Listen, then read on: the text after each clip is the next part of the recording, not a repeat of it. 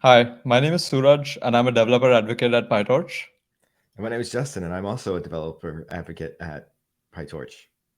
And today we are excited to be speaking with Refik and Christian from the Refik Anadol Studio. Welcome, guys. So good to have you here. Hello, thank you very much. How are Hi, you? thanks very much for having us. Yeah, thanks for being here.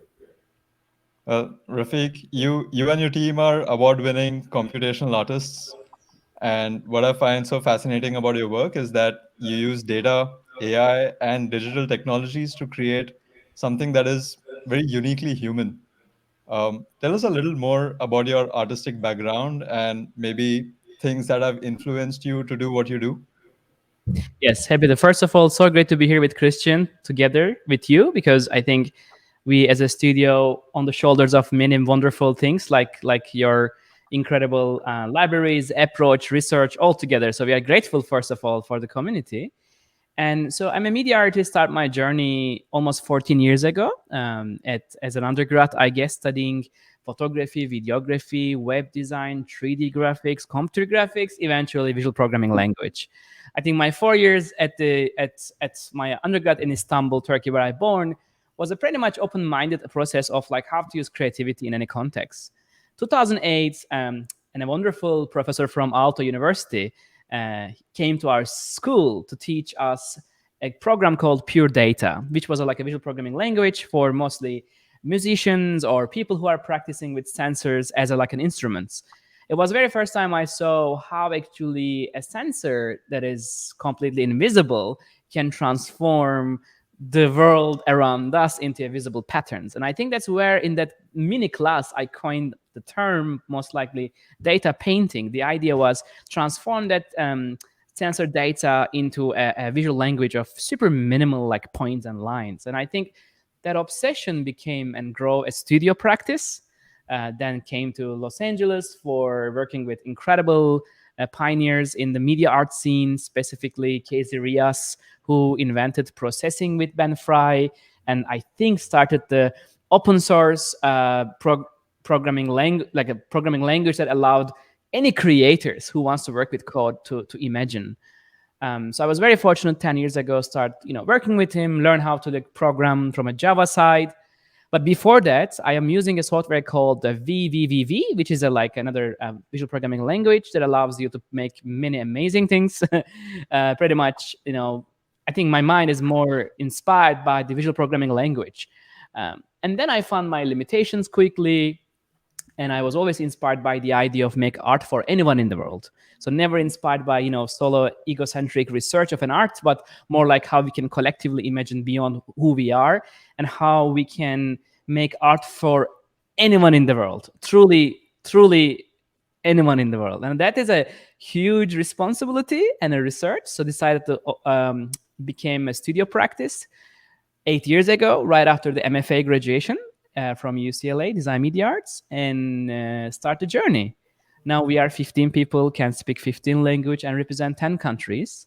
And very fortunate, one more checkpoint, we start our work as a public art. So not for galleries, not for museum, not for private, but for people that anyone in the world can explore it. Now, I'm happy to say that we have 16 permanent pieces around the world, and we've traveled more than 64 cities with our works, free and open. Oh. And then we practice later in the museum and the private world. So we always first public, first studio. I've seen you mention before that sci-fi has had an influence on your art. Yes. May I share my screen? Maybe an image that really resonates a lot. Yes, If you can please. see this. Yeah, I was 8 years old. Super fortunate moment happened. And back in time, as you may remember, VHS cassettes and the movie The Blade Runner. When I was 8 years old, one day randomly, completely randomly, my mother is always like brought home this, movies and sci-fi things, and that was the weekend I remember super inspired by this movie. And I as a child, I don't believe you see anything dystopian but utopian. I think that positivity of the future completely embedded in the mind in a way that like how the future of Los Angeles or real, I don't know, like imagination of the cities in the future, I think became an evidence in my mind. But I think very much Istanbul has a huge influence. Like it's a beautiful city where the left and right, west and east, past and future, and where the two continents connect. And honestly, and that idea and the future and learning like programming language very early, I believe that journey like all connected, very early ages.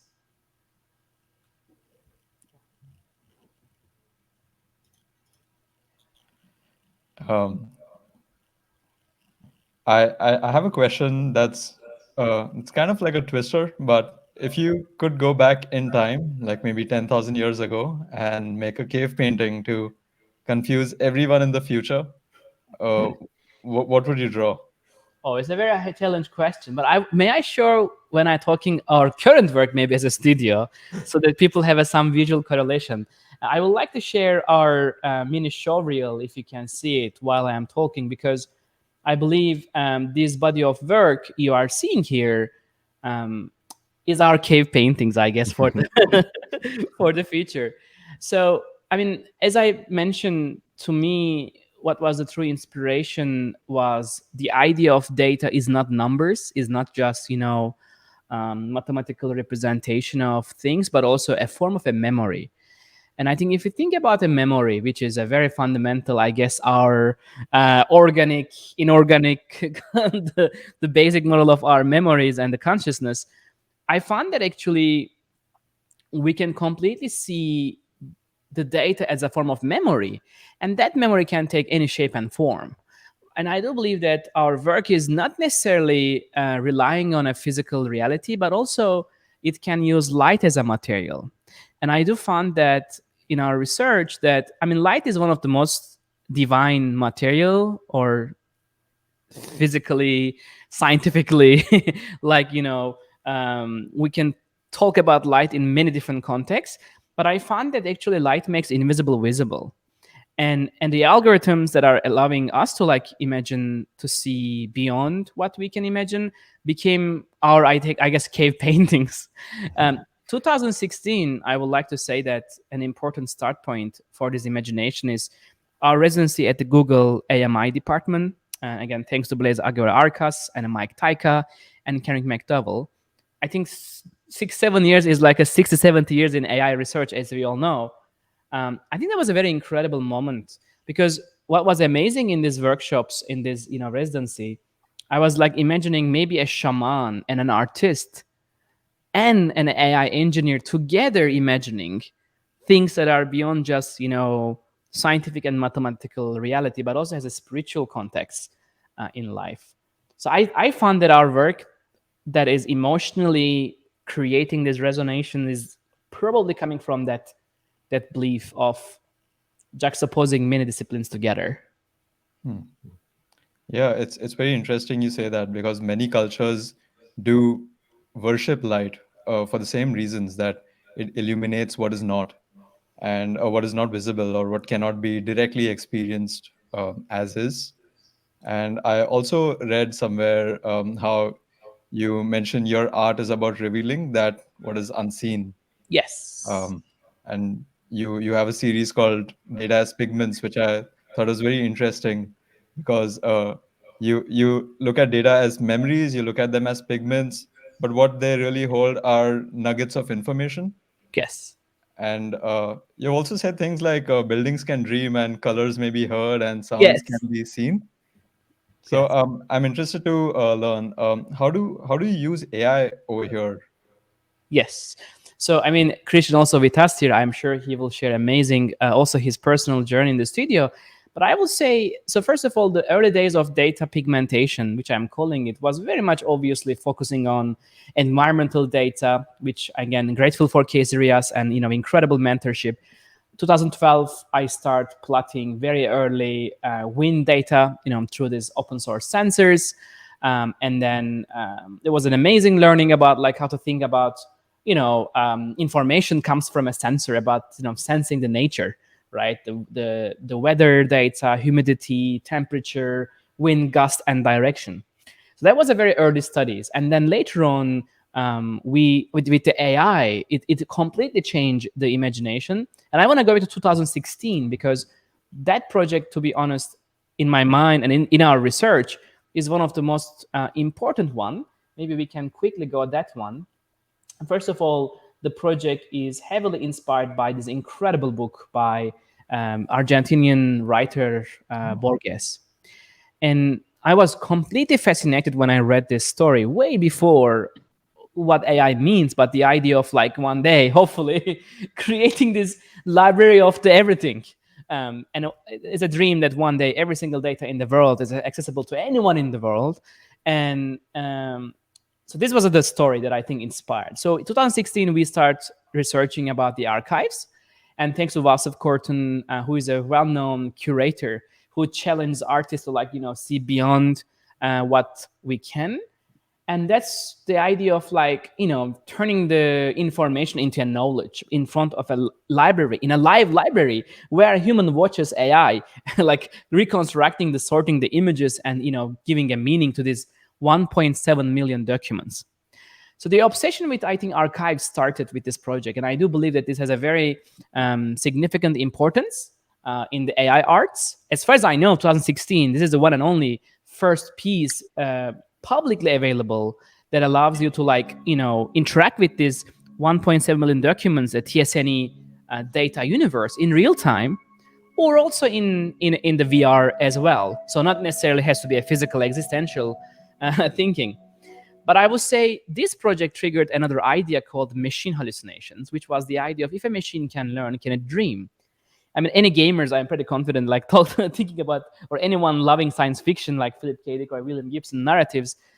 But to me, what was amazing on the left side, we are seeing a DC again result. Again, 2016 is a very early days for, after Ian Goodfellow's incredible, unveiling the idea.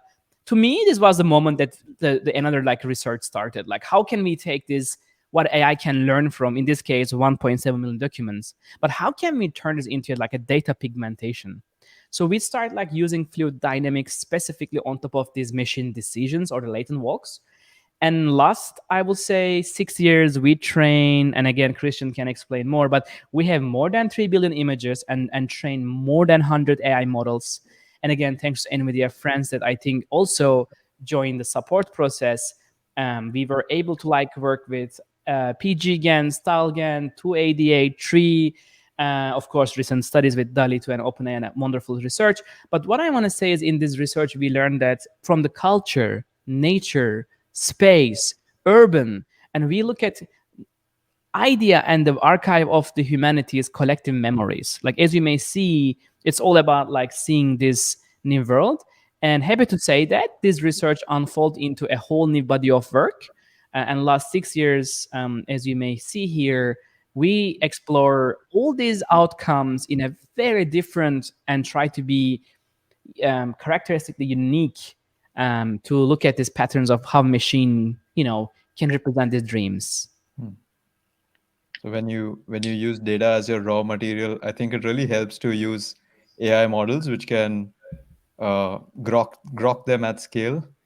I actually want to talk to you about the machine hallucinations piece as well, because it almost seems very synesthetic in its nature.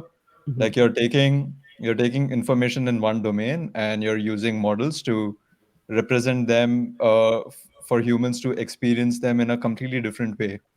Um, what emotions or what responses are you trying to invoke with such arts or such pieces of art?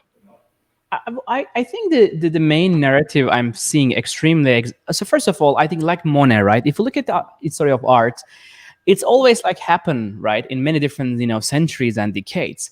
But if you look at Monet as an example, how he inspired from the atmosphere, right, and how he was depicting the unseen atmospheric world or the landscapes, I don't believe it's so different to think that in this case, we have a thinking brush. And I think this brush, truly, we can dip into the mind of a machine, this artificial mind of a machine, and really paint with that, thinking brush. And as you can see here, even though they look maybe similar algorithms, as you may feel that the outcome is extremely different. And I think this question of how machines could simulate unconscious and subconscious events, like such as dreaming, like remembering and hallucinating. That became like a fundamental feeling. And I do believe that these pieces are kind of creating that in different contexts. And of course, let's also remember that we are just watching a two-dimensional representation. What gets much inspiring to me is when we take this research and bring it into architectural domain. And that's, I think, where we start to see what happens if architecture goes beyond concrete, steel, or glass. What happens if the walls, which has barely, innovative function than just, Newtonian or like some, fundamental like physical reality of a building. How can we go beyond that? What we see is, I think, when we connect the architecture and neuroscience, art, AI, and technology, like when they all combine, I feel like that's where the serendipity happens. It almost sounds like you're perhaps using AI to anthropomorphize what are non-living objects, really. It's a perfect moment because I feel like I love this so much, what you mentioned, because I think what we do is finding human in non-human.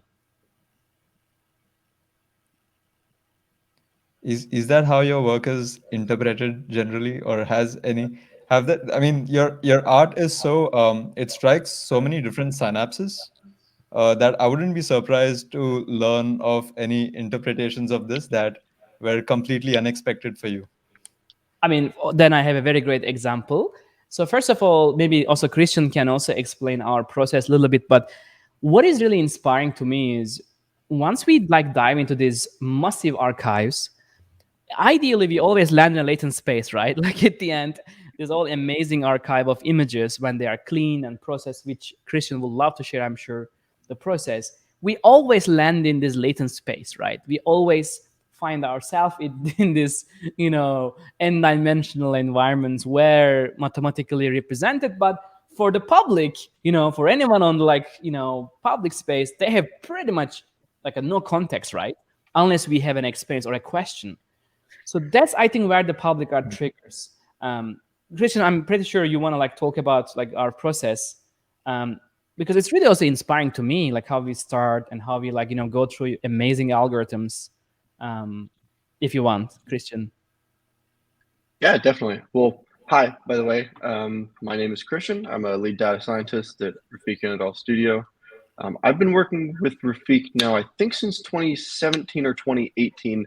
Kind of right when all of the machine hallucinations research kicked off. I actually began as a data aggregator. I can say very, very proudly that we put together some great pipelines, and since 2017 have downloaded nearly 3 billion images.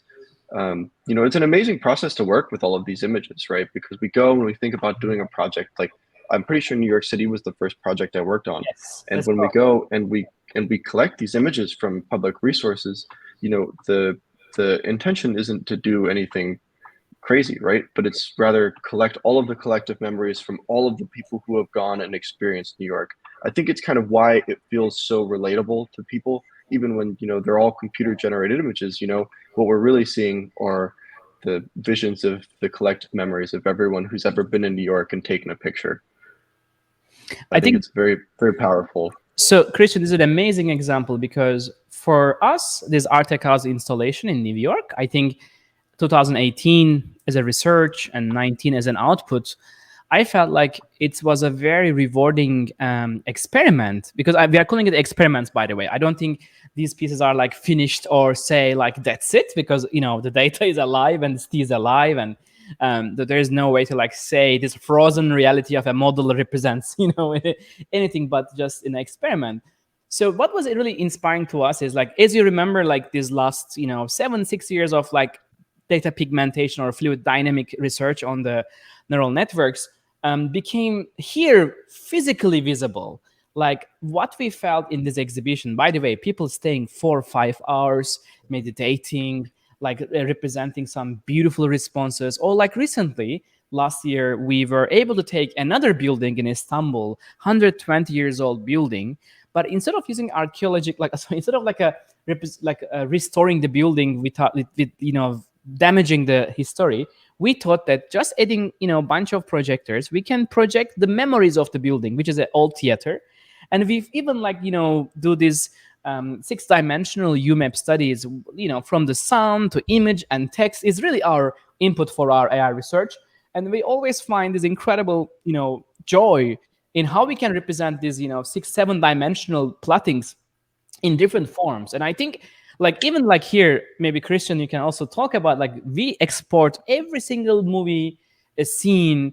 We look at this data in a way that every single face in 150 movies ever played in this historic building. Somehow I feel like this, feeling the past, living now, but what may future may happen, right? That kind of a three experience in a given time happens in this context. Absolutely. I mean, what's been really exciting for me personally to work on with all of these projects is how do you take some complex, abstract, mathematical or machine learning models and apply them to things that are realistic and that people, feel and understand, and then show the results of these amazing technological advancements we have to people in a communicable and understandable way. It's really, really interesting. And by the way, we are also, when there's I think this, what I would like to say is presenting the technology in a way that not only just its own context, but for example, this piece I believe is a emotionally important, right? We have around 75 million flower photos and from the Smithsonian archives of 16,000 species ever so far apparently defined. In this model, yes, we had a beautiful visual representation of an AI could reconstruct any flowers, but also we thought that what will happen with the sound of the forest, right? There's a lot of incredible open source and nature audio archives. And what will happen if we can also the scent of this AI? And for example, for this one, we even created this special scent engine in collaboration with Firmenich, and we were able to let their AI called Charlie train on 500,000 scent molecules and dream a scent called rainforest and even project on this room. Oh, wow. Wow, That's such a multi-sensory experience, right? Yeah. There. Exactly. And I do believe that so this specific research, we start in the studio, outreach and amazing scientific research, but at the end land in a free public art where any generation, any culture background can open this door and feel this unique experience where AI construct the sound and the image and the scent as well. So to me, this is an exciting journey, how we can push the boundaries. Yeah. So one of the things that I've just, some of the thoughts that have come up into my head, and you sort of lightly touched, Christian, on the process and of collecting the data and visualizing these abstract concepts. I'm really curious to know, what is your creative process? What went into deciding to build this experiment on how does that process look like? What do you do? Is there an idea that you're trying to do, and then you see what data you want to collect, and then you build these models? Is there, and do you have any expectations? Because some of these things are really intricate and really interesting, and it's how did that come to that? Yes. I'm really curious to know about this process. Great question. I think we have many amazing collaborators across institutions, nonprofits, amazing, engineers and researchers. And we are really unbiased about collaborating, and that's, I think, the trigger point, opening that first dialogue and very open, honest, what is important for them, for us, what is the common ground, what is not seen, what has been done before, what is the amount of push and pull, that very basics. But then I think we always land in this challenge situation. Mm-hmm. And we always find ourselves okay, now we are downloading, I don't know, 300 million nature photos. Can we get all the national parks in the world? Can we get all the fungi types in the world? Or then Stockholm, as a collaboration with Stockholm still, or Seoul. The mayor of Seoul says, "Can you please use the Seoul as an input?" And then, or we always get these challenges, seeing how to represent the city of Seoul in 2020s, and of course, Christian, and then and we dive into this the past memories of us that we are leaving behind us, and then clean them as good as possible. But very important thing is we spend so much time in curating data. So I think there's a very fundamental ethically we are approaching everything. First of all, we never show what is real. That's an interesting context. But I mean, based on these image archives, and then we also like have amazing collaborations with institutions such as like a MoMA or hospitals, SpaceX. Like we donate very significant amount of support to our partners. So recently UNICEF. Like we don't just create art for us or private, but also like give back to communities. So our creative model is really challenging for us to produce. Hopefully easy to understand and approach and educate and inspire, and hopefully give somehow meaningful back to the community if we can. So as part of your artistic process, do you let the art just sort of unfold like based upon just the way how the models and data is trained, or like is there some sort of like, oh, I'd like it to take shape in this type of way? Is there some way to nudge it and influence it in that manner? So Christian, I think it's a great time to maybe explore, like, for example, so these data universes we are showing a lot and very, very enjoying. Mozart, Rumi, Zaha Hadid, like MoMA archive. Like it's really, any image, sound, and text archive, Renaissance, right? All the writings and images and paintings and the sculptures. So we always like start with this context, but then find these new forms of meaning. Like there is no single way for any human, I guess, like to remember like millions of images, but they just somehow represented in our mind, right? So this UMAP or lower dimension reduction pipelines, to me, is one of the most amazing sculpting process. Maybe Christian, you can mention the tools we are using, please. Yeah, definitely. I mean, so from a technical side of things, one thing that I think that we've found a lot of success in doing is actually, mostly unsupervised learning. Yes. Right? It's a lot of, I feel like anytime we take on a project and anytime we start researching a new subject, what it really is to me more than anything else is data exploration, right? Of course we collect the images, but it's way more about what we can learn from the data rather than we can extract from the data. Of course there's like curating here and there, if we have way too many pictures of one subject and it leads to an overfit model, we need to slim down the certain numbers to get good models, of course, things like that, right? But definitely, when we start talking about collecting the collective memories of a location or a species of flower or anything like that, again, it really is much more about what we can learn from the data rather than we tell the data.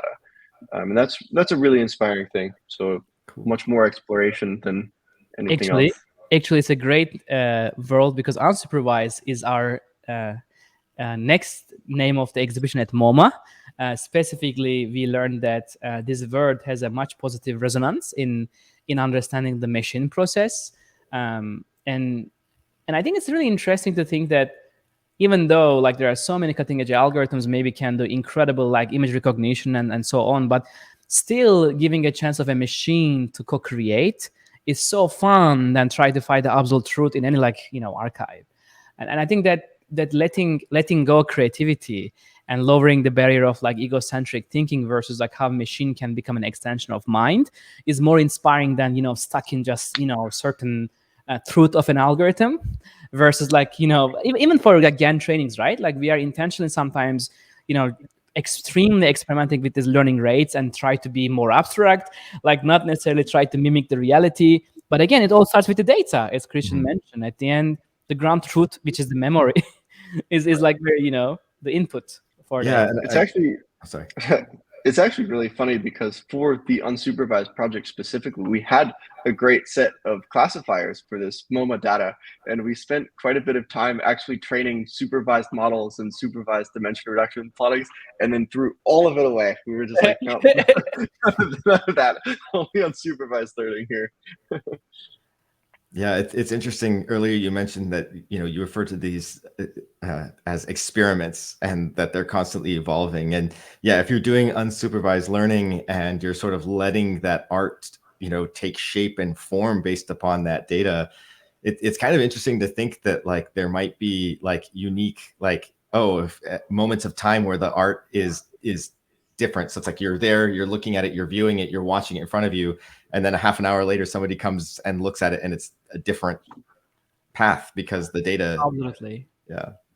And by the way, one thing that really in our dialogues with the curators and arts enthusiasts, we always do something very important. I think is fundamental for us. Is we always unveil the name of the algorithm, where data comes from, researchers behind the algorithm. We have this super clear, sharp approach in any exhibition. We have always a monitor, a dedicated space where we demystify and unveil the behind the scenes. While we got critics, oh, now I learned everything about this, but it's not about like hiding the process at all. It's about actually, because I think the AI specifically in this age, in this specific machine intelligence age, is incredibly important to like unfold as much as, while there's a significant fears and potential ramification predictions, but we really want to like take this idea of like what else can we do with that, and how can we explain this in a way without looking from top, but just as simple and honest and open as possible. And I think this is one of the most exciting way of sharing. Yeah. Since so much of your work is very multimodal in nature, you mentioned image, text. This must be a really exciting time, right? Like with all Yes. of the models coming out, Yes. the really good stuff coming out. Yes. But there is also a criticism that is being Yes. leveled against these models. That they are basically harming traditional artists or eating into that space. Rafik, you have used Make a Scene, which is a model that you give it a text prompt and you give it a very rough sketch, and it sort of interpolates that into a very nice illustration. As an artist, what is your opinion about these technologies? So first of all, I'm extremely positive. First of all, I can't draw. Like I can't even like know how to draw. So I'm in the like this bias side of like, if I can't draw, like can a machine help to draw better and like imagine this world? So I feel like this co-creation is extremely exciting. I don't see that problem that some friends are seeing, but I also understand them very well, because sometimes people from not from the field, who have been like physically producing and generating a lot of amount of work, and when someone suddenly sees spending a couple of seconds and producing, I can understand that feeling, definitely. But also I feel like it's an extension of mind. It's a completely a new ways of imagining. So I'm pretty sure there should be like a balance between how to ethically source and generate these models, and how to really make them available for public. And I mean, we saw many great examples in the Discord channels to like GitHubs and so on. So we love it. I mean, with Zahadid Architects, for example, with Patrick Schumacher, we explore many multi-models together and 3D model outcomes. But I saw the joy in the face of an architect. I mean, they felt like, wow, this is like producing and promising and offering us a world that is not so hard to imagine.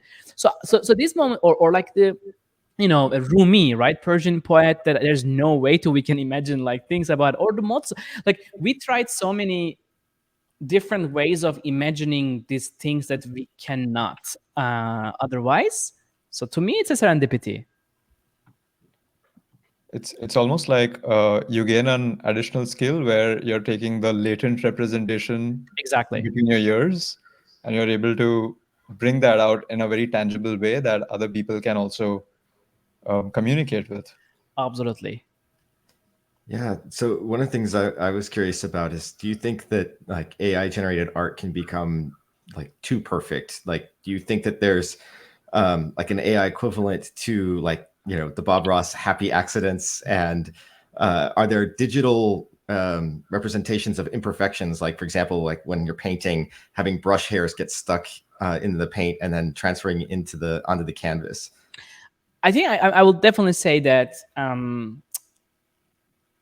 the serendipity for me is not lying and exactly representing the reality. Mm-hmm. I found more joy and inspiration and imagination more in the serendipity of like things doesn't go well as expected, Mm-hmm. And the lucky accidents or unexpected like findings in the unsupervised universe, as Christian mentioning. to me is much inspiring than try to fine tune a reality that exactly mimics it. I don't believe mirroring reality is not all the way fun to personally or inspiring, because there's pretty much way long journey to like mimic our retina quality and senses that are at the moment in the most utmost level. But I find the quality of, again, as I say, this dreaming, hallucinating, like our conscious behaviors apply to these techniques, to me is more inspiring than mimicking the reality immediately. Cool.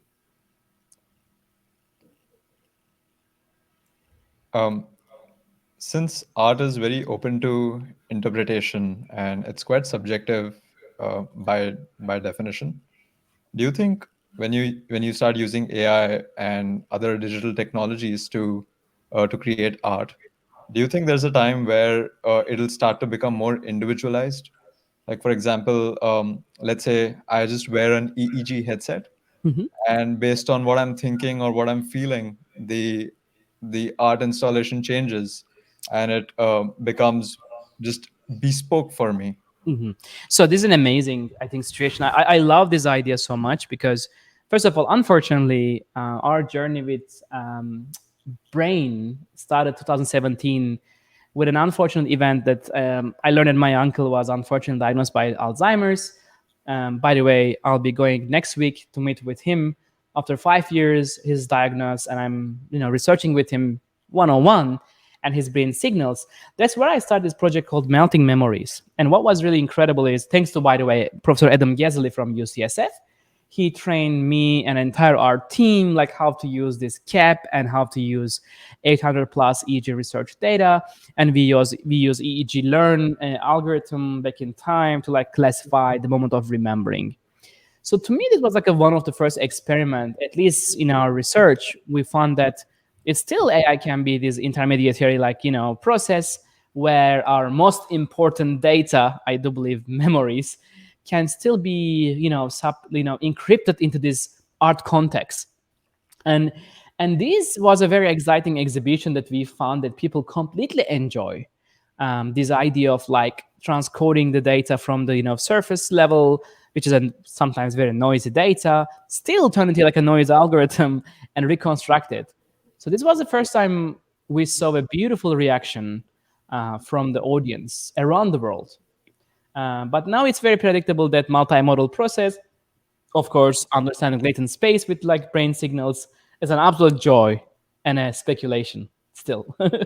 Yeah, I think this is interesting because part of the subjectivity of art is also to like share your experience with others and to share that. So if multiple people are wearing those headsets, like and seeing how that is reacting, like being able to share and be like, this is what I see versus like what do you see, and kind of seeing like what that is based upon that moment in time and the interaction that you're having with that art, I think is pretty interesting. I'm curious to know, like how and why did you choose to move all your work to PyTorch? Aha, Christian, please. By the way, we have a couple of more friends who are not here in the studio, but I'm sure Christian will represent this answer very well. Absolutely. Well, one of the biggest improvements for us, I think Refik touched on it a little bit when he said accessibility. Really the biggest thing for us is accessibility and ease of use. PyTorch has really allowed us to speed up our development for a number of reasons. I guess the first one that comes to my mind would be Torch Hub. Torch Hub is a great place for all of us to be on the same page with the latest models. It's really easy to just swap out. We have one piece of code where you just pass in a command line flag for like image embeddings, for example, and it will just change the model we use. We have access to so many models. You don't have to go online, download the weights, compile any tools, anything like that. So PyTorch has really streamlined a lot of our processes and made everybody make all the models super accessible to people. It's really, really just a huge improvement. One tool that we worked on recently, so I had been using YOLO v4 as like a compiled C tool for a very, very long time on like a couple machines. And in the last 6 months or so, we actually converted to YOLO v5 on PyTorch. And now everyone on our team can use the tools. You can clone the Git repo, you can download it, you can run it on your machine. You know what the environment's going to look like, and it's absolutely fantastic because now we can take this, previously compiled tool that was compiled specifically for machines. We can go clone the repo, put on any machine, and run it anywhere we want, and it works exactly as expected. So accessibility is the number one thing that comes to my mind. And then, also just overall developer experience as well. PyTorch has been fantastic. I remember when we first started doing this, how much time and effort, very honestly, we spent troubleshooting a lot of TensorFlow stuff, a lot of time there. PyTorch really focuses on that developer experience and makes the ease of use really accessible to everyone. It's always very obvious, well documented, so it's just fantastic. And one more also amazing thing, as Christian mentioned, our entire GAN pipelines, latent space browser, we completely ported back, and I think the speed, the efficiency, as Christian mentioned, compiling between machines, which we always exhibit around the world, and it's just everything became so smooth than before. Yep. For scalability and accessibility, it really improved our quality of life at the studio so much, especially as we grew and data science team got bigger, made a huge difference. Yeah. And that's why, one more time, very much deep thankful and grateful for everyone who is supporting this incredible journey, with or without knowing. So we are very grateful for everyone at PyTorch. Yes, all the thousands and thousands of contributors to the PyTorch repo. Thank you, guys. Promise to make great art for humanity. Promise. Yeah, no, it's fascinating to hear just how much data you're taking in, and not just images. It's all different types, and creating that machine to take in the sounds. One thing, I had a friend who always would say oh, I'd like to know what things smell like looking at a picture and knowing what does this nature scene smell like? And so it's have you ever done any experimentation with that? And what are your plans for combining things in the future? So the answer is our upcoming fun but a challenging project called Dataland. It's our take on metaverse, where we think that exactly this type of ideas, where the physical and virtual connects with AI and data for any age, any background, open and culturally, borderless. So we are hoping to make these experiments for public in our space, opening in Los Angeles, hopefully next year, and then inviting, researchers all around the world to find that type of unique experiences with AI and data. Cool. Suraj, did you have any other further questions? Yeah, I heard a little something about something happening at MoMA. Yes, so very happy to say that our show is opening 18th of November at MoMA. And this is a very important for, I hope, the entire AI community, because it's the very first time we will be witnessing a machine learning algorithm in real time, which we are calling it living painting. We'll be getting a real-time data from the microphone, which is not recording, a camera not recording, and a climate data of the museum. We'll be infusing in real-time an algorithm trained on the entire MoMA archive. And this archive is so unique because I think this archive has pretty much every single pioneer in the arts, for 220,000 options and incredible heroes of humanities, arts. So it's a kind of a homage to I think a checkpoint in the art history to remind us them and our future.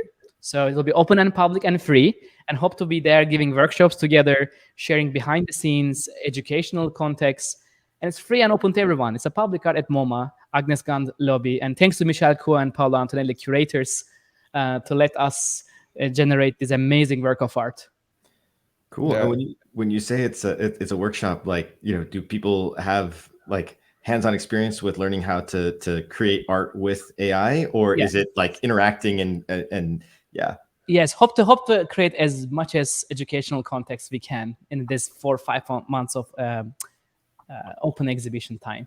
Yeah, that's really cool. It's a really interesting and great opportunity. If you're interested in AI art and want to learn how to get started, I think that's a cool opportunity. One of the things that, just an observation that I think is really fascinating about this is when I think back, it's like, and we talked about like, can art become too perfect? And, I think that like AI art is another like medium of art, right? Instead of using, a palette and a paintbrush and, representing shapes and images or abstract ideas on a physical canvas, you're taking a bunch of different things. You're not just limited by paint and pigments, like you're able to create your paints, your pigments through whatever you can in that digital realm. So whether it's smell data, sound data, climate data, image assets, you name it, you can, if you take it, you can put it together and train it, and you can do lots of different things. And so I think from just our conversation, and it's really interesting to see like this whole new art form sort of take shape. Thank you very much. Very grateful to be in the journey all together with the team and everyone. Great. Thank you, Refik and Christian, for joining us today. That was such a fascinating conversation. I cannot wait to go and participate at the MoMA exhibit. If I may say so, I think that's a very pioneering homage to the pioneers, and I'd love to experience that in person. And who was watching this, if you can, you should definitely make it. That sounds pretty incredible. Yes. When was that again? When is the event? 18th of November, opening public. All right, 18th Free of November. and free and open to everyone. And you said it starts. So how long will the event last? At least 4 months at the moment. Okay. Yeah. Great. Thanks so much. Thank you, guys. All right. Thank you. All right. Cool. That was so cool. Thank you very much. Nice. Yeah. I am Before you leave, I sent you an invite to PyTorch conference. I know we talked about this very briefly in the very beginning. Do you want to attend, and would you like to do a talk?